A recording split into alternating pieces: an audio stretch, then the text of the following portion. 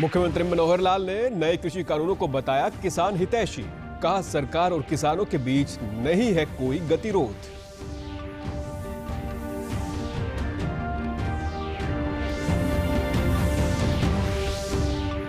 कोविड-19 टीकाकरण को गति देने के लिए प्रदेश के सभी जिलों में चलाया गया विशेष मेगा ड्राइव।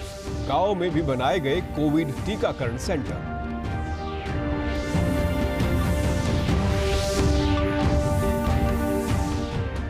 विश्व उपभोक्ता संरक्षण दिवस के अवसर पर विभिन्न कार्यक्रमों के माध्यम से प्रदेश भर में उपभोक्ताओं को किया गया जागरूक।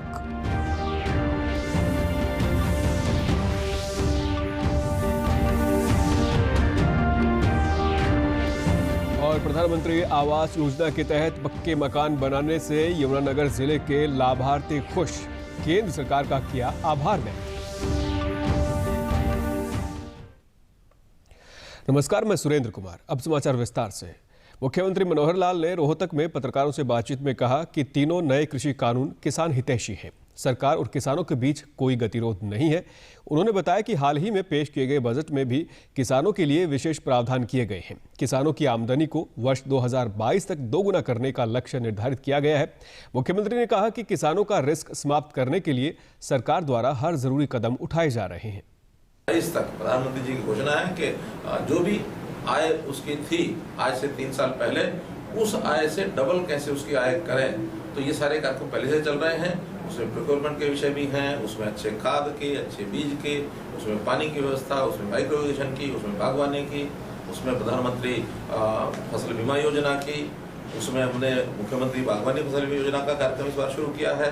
तो ऐसी बहुत सी योजनाएं हैं ताकि किसान को अच्छी आय हो, उसका जो रिस्क है वो कैसे खत्म हो, और ताकि जिसके पास छोटी जोत है उसको फसल के अलावा कुछ और काम करने की सुविधा, जैसे मानो कोई पिगरी फार्म है, पोल्ट्री फार्म है, फिशरी है, डेयरी है, मशरूम है, तो ऐसी चीजें। उन्होंने कहा कि राज्य सरकार ने मुख्यमंत्री अंत्योदय परिवार उत्थान योजना के तहत आगामी 5 वर्षों में प्रत्येक गरीब परिवार की आय 1,80,000 रुपए वार्षिक करने का निर्णय लिया है।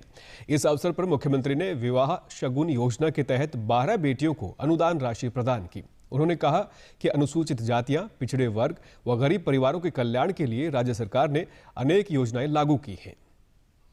विशेष प्रकार का एक प्रोजेक्ट चला रहे हैं कि हर परिवार के सर्वे के आधार के ऊपर उसकी आर्थिक स्थिति क्या है, खास करके उसकी वार्षिक आय क्या है, चाहे वो नौकरी करता है, अपना काम करता है, तो वार्षिक आय के आधार के ऊपर उसकी कैटेगराइजेशन उसकी की जाएगी, उसकी श्रेणियां बनाई जाएंगी। आने वाले 5 साल में हमारी योजना ये है कि कोई परिवार ऐसा ना बचे जिसकी न्यूनतम 1,80,000 रुपये की आमदनी ना हो, अर्थात मासिक 15,000 रुपया ये अवश्य हो, ताकि हर व्यक्ति, हर परिवार एक स्वाभिमान से, एक स्वावलंबन के भाव से आगे बढ़ सके।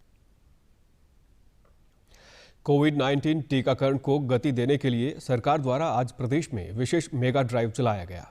इस अभियान के तहत आज के दिन 1 लाख लोगों को कोविड-19 टीका लगाने का लक्ष्य रखा गया था। इस लक्ष्य के तहत प्रदेश के प्रत्येक जिले में 5,000 लोगों को कोविड-19 वैक्सीन दी गई। इस अभियान को सफल बनाने के लिए स्वास्थ्य विभाग द्वारा गांवों में भी कोविड टीकाकरण सेंटर बनाए गए। पलवल जिले के 52 गांवों में कोविड वैक्सीनेशन किया गया।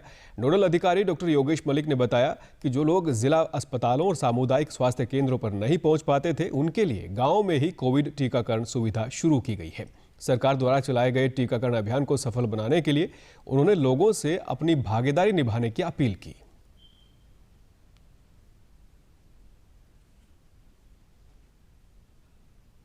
आज एक कोविड वैक्सीनेशन का महादिवस मनाया जा रहा है जिला पलवल में, जिसके अंतर्गत कुल 52 गाँवों में आज हमने टीकाकरण की शुरुआत की है।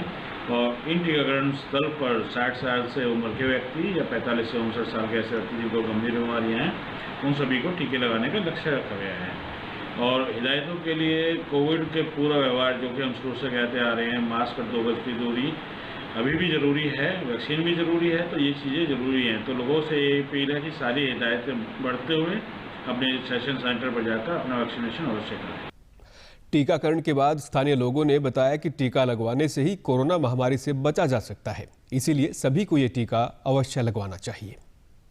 लगवाइए, कोविड की आधा घंटा हुआ है, अभी मुझे इससे कोई परेशानी नहीं। आज मैंने वैक्सीन लगवाई है और मुझे बहुत हौसला मिला कि कोरोना से दूर रहूँगा। और मैं सबसे रिक्वेस्ट करता हूँ कि आप भी आओ और ये वैक्सीन लगवाओ। फर्स्ट डोज लगवाई है वैक्सीन की और मुझे कोई प्रॉब्लम नहीं है और जनता से मेरी यही है कि वो भी लगवाओ। मैंने ये वैक्सीन लगवाई है और मैं अपने घर जाके भी लोगों से कहूँगी ये लगवाओ, इसको लगवाने से कोई वो नहीं है, लगवाना चाहिए। फतेहाबाद जिले में भी मेगा ड्राइव के अंतर्गत आज करीब 5000 लोगों का टीकाकरण किया गया। स्वास्थ्य विभाग द्वारा गांव में जाकर लोगों को कोविड-19 वैक्सीनेशन दी गई। इस अभियान के तहत 60 वर्ष से अधिक और 45 वर्ष के वे लोग जिन्हें कोई गंभीर बीमारी थी, आज उन्हें वैक्सीन दी गई। वरिष्ठ चिकित्सा अधिकारी डॉक्टर भारत ने कहा कि आज का मेगा ड्राइव जिले में पूरी तरह सफल रहा। उन्होंने कहा कि इस अभियान में लाभार्थियों ने बढ़ चढ़कर हिस्सा लिया। स्वास्थ्य निरीक्षक राजेश कुमार ने बताया कि उन्होंने टीकाकरण वाले क्षेत्रों का निरीक्षण किया, जहां पर ग्रामीण सुबह से ही वैक्सीन लेने अपने अपने स्वास्थ्य केंद्रों पर पहुंच गए थे। सरकार ने 1 लाख कोविड वैक्सीन टीकाकरण करने का निर्धारण किया, जिसमें हमारे फतेहाबाद में 5000 का टारगेट मिला है। इसमें हमारे क्षेत्र में और जगह जगह टीम, हमारे वर्कर, सुपरवाइजर, वैक्सीनेटर सारे हर गांव में जहाँ भी बूथ सेटअप किए गए हैं वहाँ पे टीका लगा रहे हैं। लोग भी बढ़ चढ़ के इसमें हिस्सा ले रहे हैं। मेरी भी लोगों से यही अपील है कि लोग बढ़ चढ़ कर हिस्सा लें। इसमें कोई साइड इफेक्ट नहीं है, बहुत प्रभावी वैक्सीन है जो हमें कोरोना से इस भारत देश को पूरे को मुक्त करवाएगी। अपने क्षेत्र में विभिन्न जगह जो मेगा ड्राइव का सरकार का कोविड वैक्सीनेशन का चला हुआ है, उसके तहत कई जगह दौरा किया। लोगों में काफ़ी उत्साह है, काफ़ी संख्या में बुजुर्ग इच्छा अनुसार आ रहे हैं। किसी तरह का जहां अभी तक वैक्सीनेशन हुआ है कोई साइड इफेक्ट किसी भी बुजुर्ग की तरफ से नहीं आया है और लोग बड़े उत्साह और चाव से टीके लगा रहे हैं। इलेक्शन की तरह जैसे चाव होता है इलेक्शन में वोट डालने का, ऐसे लोग उसी तरह अपनी मर्जी से उत्साहित होकर टीका लगवाने के लिए आ रहे हैं। वैक्सीन लगवाने के बाद लोगों ने बताया कि उन्हें कोई भी साइड इफेक्ट नहीं हुआ है। उन्होंने अन्य लोगों से भी ये वैक्सीन लगवाने की अपील की। साथ ही उन्होंने मुफ्त टीकाकरण के लिए सरकार का धन्यवाद किया। टीका लगवाया है, बहुत फायदेमंद है, अपने वास्ते ठीक है। इस उम्र चाहिए लगवाना, कोई और नहीं है, कोई किसी गल टीका वाला कोई गल नहीं, कोरोना नहीं होएगा, अपना फायदा ही। बहुत अच्छा है, चंगा बढ़िया है। आधा घंटा हो गया टीका लगे, कोई महसूस नहीं आई थी है। सब लोग भैन भाई को टीका ही लगवाना चाहिए है। सरकार बहुत फायदा कर रही है, अपने वास्ते ठीक है। हिसार जिले में भी स्वास्थ्य विभाग द्वारा कोविड-19 टीकाकरण के लिए 66 से अधिक स्वास्थ्य केंद्रों पर इस मेगा ड्राइव को चलाया गया। इस अभियान के अंतर्गत जिले में लगभग 5000 लोगों को टीका लगाने का लक्ष्य रखा गया है। नागरिक अस्पताल की मुख्य चिकित्सा अधिकारी डॉक्टर रत्ना भारती ने बताया कि कोरोना पहले के मुकाबले कम हुआ है, लेकिन समाप्त नहीं हुआ है। आमजन में कोरोना ना फैले, इसके लिए मेगा अभियान की शुरुआत की गई है। इस अभियान के दौरान जिले के सभी स्वास्थ्य केंद्रों पर निःशुल्क वैक्सीन लगाई जा रही है।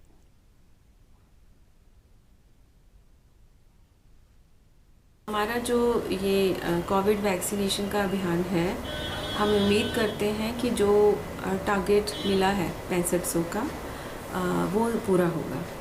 हमने अपनी खुद पर्सनली जा के विलेज टू विलेज और अर्बन, कल हांसी में, परसों यहाँ, सभी तरफ से हमारे DGHS sir, doctor JS Grewal sir भी आए, तो सभी DC मैम ने भी अपनी चेयरमैनशिप में मीटिंग ली है, सभी पार्षद्स की, पंचायत राज ऑफिसर्स की, कि ज़्यादा से ज़्यादा मुहिम चलानी है और मोटिवेट करना है।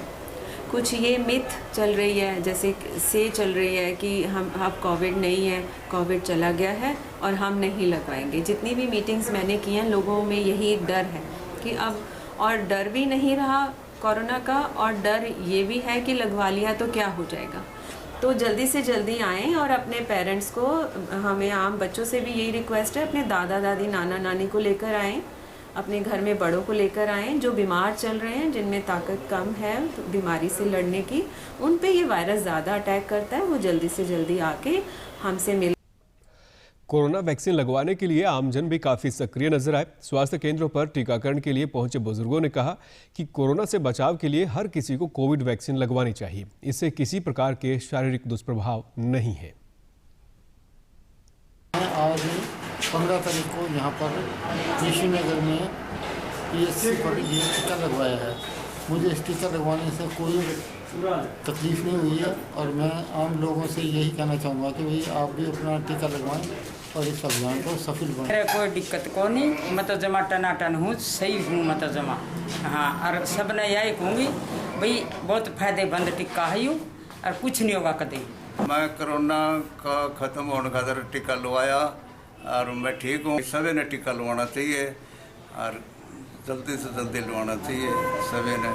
बहुत कोविड-19 महामारी के खिलाफ देश एकजुट होकर लड़ रहा है। आप भी हमारे साथ सुरक्षा और बचाव के 3 आसान एहतियाती उपायों का संकल्प लें। मास्क हमेशा सही ढंग से पहने, 2 गज की दूरी बनाए रखें और हाथ बार-बार धोएं। डीडी न्यूज़ हरियाणा पर देश और प्रदेश से जुड़ी खबरों को विस्तार से जानने के लिए आप हमारे साथ फेसबुक, ट्विटर और यूट्यूब के माध्यम से भी जुड़ सकते हैं। हमसे जुड़ने के लिए आप हमारे सोशल मीडिया हैंडल को फॉलो कर सकते हैं। अब आप अपने मोबाइल फ़ोन से QR कोड स्कैन कर हमारे यूट्यूब चैनल पर सीधे पहुंच सकते हैं। आज विश्व उपभोक्ता संरक्षण दिवस है। इस अधिनियम के तहत ग्राहक के 4 अधिकारों सुरक्षा, सूचना, चुनने का अधिकार और सुनवाई को शामिल किया गया है। इस अवसर पर प्रदेश में विभिन्न कार्यक्रमों का आयोजन किया गया। दादरी में आयोजित कार्यक्रम को संबोधित करते हुए SDM डॉक्टर वीरेंद्र सिंह ने कहा कि हमें सामान खरीदते समय पक्का बिल लेना चाहिए, क्योंकि पक्के बिल होने पर ही ग्राहक खरीदी गई वस्तु में कमी आने पर दुकानदार पर कानूनी कार्रवाई कर सकता है। उन्होंने कहा कि अगर कोई दुकानदार बिल देने से मना करता है तो उसकी उपभोक्ता फोरम शिकायत करें। इसके अलावा सरकार द्वारा ग्राहक सेवा के लिए ऑनलाइन वेबसाइट या टोल फ्री नंबर पर ग्राहक अपनी शिकायत दर्ज करवा सकते हैं। जिला कंज्यूमर कोर्ट के अधीक्षक अनिल कुमार ने बताया कि जिला स्तर से लेकर प्रदेश स्तर और राष्ट्रीय स्तर पर उपभोक्ता की सुनवाई के लिए शिकायत निवारण फोरम का गठन किया हुआ है। जिला खाद्य एवं पूर्ति नियंत्रक राजेश्वर मुदगिल ने कहा कि उपभोक्ताओं को सरकार ने उनके हितों की रक्षा के लिए पर्याप्त अधिकार दिए हुए हैं, जिनकी प्रत्येक नागरिक को जानकारी होनी चाहिए। आज़ादी की 75वीं वर्षगांठ आज़ादी का अमृत महोत्सव के उपलक्ष्य में प्रदेश में विभिन्न कार्यक्रमों का आयोजन किया जा रहा है। सिरसा जिले के सभी सरकारी स्कूलों में आज़ादी का महत्व विषय पर 20 मार्च तक निबंध लेखन, कॉन्फ्रेंस, संभाषण, वाद विवाद और वेबिनार आदि प्रतियोगिताएं करवाई जाएंगी। इन प्रतियोगिताओं का आयोजन का उद्देश्य बच्चों में आज़ादी का महत्व तथा सकारात्मक सोच विकसित करना है। जिला परियोजना समन्वयक समग्र शिक्षा पवन सुधार ने बताया कि केंद्र शिक्षा मंत्रालय के निर्देशानुसार जिले के विभिन्न स्कूलों में 20 मार्च तक विभिन्न प्रतियोगिताओं का आयोजन किया जाएगा। प्रधानमंत्री आवास योजना गरीब लोगों के लिए काफ़ी लाभकारी सिद्ध हो रही है। योजना के तहत पात्र लोगों को पक्के मकान बनाने के लिए सरकार द्वारा धनराशि दी जाती है। ये धनराशि लाभार्थियों को 3 किस्तों में उपलब्ध करवाई जाती है। यमुनानगर के लाभार्थियों ने बताया कि पहले कच्चे मकान होने के कारण उन्हें बरसात के मौसम में काफ़ी परेशानी होती थी। उन्होंने कहा कि प्रधानमंत्री आवास योजना के तहत उन्हें अपने पक्के घर बनाने में काफ़ी मदद मिली है। उन्होंने इस योजना की सराहना की और केंद्र सरकार का आभार व्यक्त किया।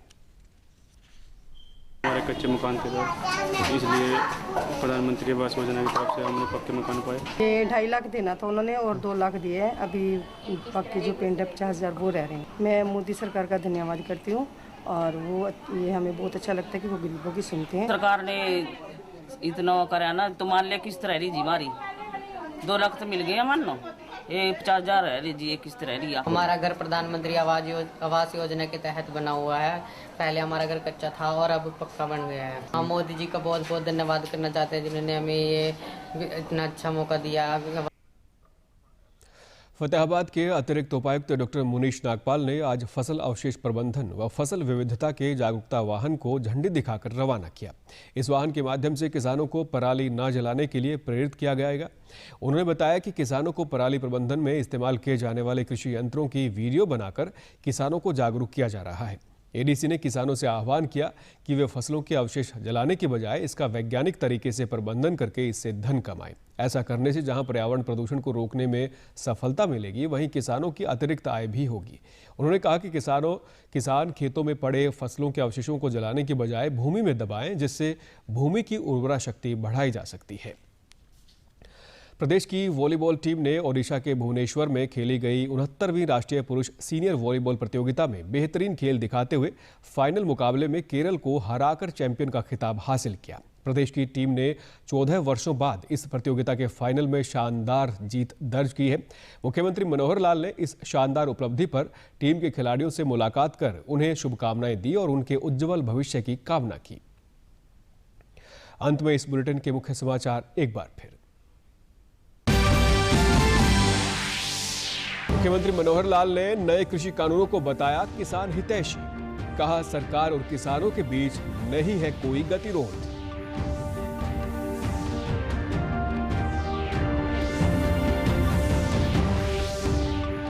कोविड-19 टीकाकरण को गति देने के लिए प्रदेश भर के सभी जिलों में चलाया गया विशेष मेगा ड्राइव। गांव में भी बनाए गए कोविड टीकाकरण सेंटर।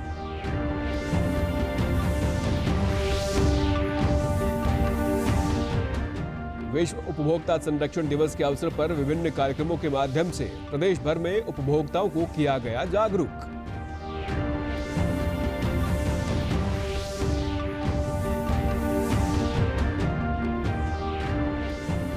और प्रधानमंत्री आवास योजना के तहत पक्के मकान बनने से यमुनानगर जिले के लाभार्थी खुश। केंद्र सरकार का किया आभार व्यक्त। समाचारों में आज इतना ही। नमस्कार।